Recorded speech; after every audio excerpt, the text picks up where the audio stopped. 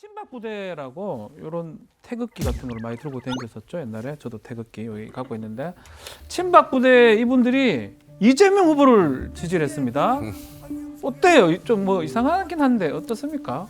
그거야 뭐 이제 본인의 의사시죠. 예. 그래도 좀 특이하다라고는 생각이 일부이긴 드는데. 합니다. 다가 아니고요. 예. 그래서 뭐 사실은 그분들 입장도 저는 이해가 됩니다. 왜냐하면은 사실 윤석열 후보가 검사 시절에 박근혜 전 대통령에 대한 수사를 굉장히 좀 뭐 막전이니까 편하게 하자면 네. 빡세게 하지 않았습니까? 강하게 했죠. 사실은 그렇기 때문에 또 그분들이 서운한 마음이 또 있으실 수 있고 이해는 되는데 글쎄요, 저는 오히려 그걸 받아들인 민주당의 결정도 또 어떻게 보면 재밌는 면이 있고 그래서 뭐 그러실 수 있죠. 민주당 어떻게 웃어야 됩니까? 이게 행복한 건가요? 어떤 건가요? 저희는 뭐 일단 이재명 후보가 예. 통합 정부에 대한 얘기를 계속했죠. 그래서 어떤 지금 정부에 관계된 뭐 지지자였든 이재명 후보를 지지하시는 거는 반갑게 맞아야 되는 것이 저는 당연한 것이라고 생각을 하고요. 네. 또 그분들이 지지 선언을 할 때 말씀하신 내용이 지금 정확한 워딩이 떠오르진 않는데 고생을 해봤던 사람만이 고생을 안다라는 그 얘기도 그런 표현을 합니다. 쓰셨습니다. 예.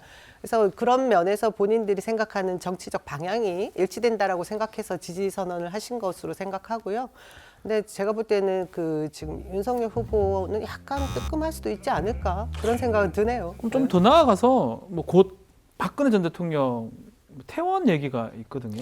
제가 듣기로는 예. 건강이 굉장히 안 좋다고 들었어요. 예. 그때 사면할 때도 첫 번째 이유가 건강이 안 좋다라는 것이었는데 일단 퇴원을 하신다고 하면 건강 상태가 그래도 조금 호전된다라고 봐지는 거잖아요. 네. 그러면 제가 볼 때 최소한의 정치적인 어떤 말씀은 메시지. 네, 메시지는 하시지 않을까 그런 생각을 하면 지금 저런 그 본인을 지지했던 그 단체들이 이재명 후보를 지지한다고 하는 것이 뜻이 뭐 완전히 다르진 않을 거라는 또 생각도 듭니다.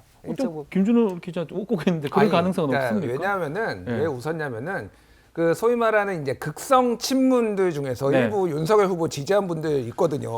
예, 맞습니다. 예, 이재명은 못 찍겠다라고 네. 해서 민주당 전에 지지하셨던 분들. 그래서 이제 요거를 뭐 적당한 방송 용어는 아닌데 또이또이다 이렇게 서로 놔박 보면은 대충 비슷할 거다. 그러니까 그렇게 크지 않아요. 그러니까 크지 저기에서 않다? 이를테면은 예. 이재명을 지지하겠다, 윤석열은 못 찍겠다라는 친박 부대가 정말로 얼마나 될 것이며, 네. 그다음에 이재명을 찍지 못하겠다는 친문이 얼마나 될 것이냐라는 거예요. 그게 너무 과잉 대표됐다라는 느낌이 들어요, 사실은. 네. 그 박근혜 대통령이 어떤 발언을 할 것인지가 좀 중요하기는 해요. 그 부분이 왜냐하면은 이분이 조금 지금 우울증 증세가 있으시고 정무적인 판단보다는 개인의 감정을 주로 이제 만약에 첫 육성 메시지가 나왔을 때 그 부분을 많이 따라갈 지지자들이 있다. 근데 네. 예전에 이를테면 박근혜 대통령 그 후보 시절에 대전은요 했을 때 그 한마디 피습당하고 대전은요 했을 때 셌죠, 그때는. 사람들이 움직였던 정도의 파괴력이 있고 미래 권력으로서의 어떤 영향력이 있느냐라고 하면 저는 그렇게 보지 않거든요.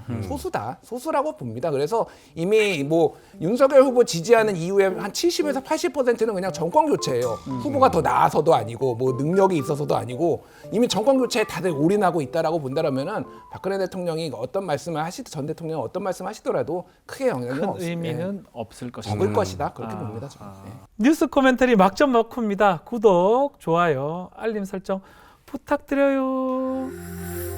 OBS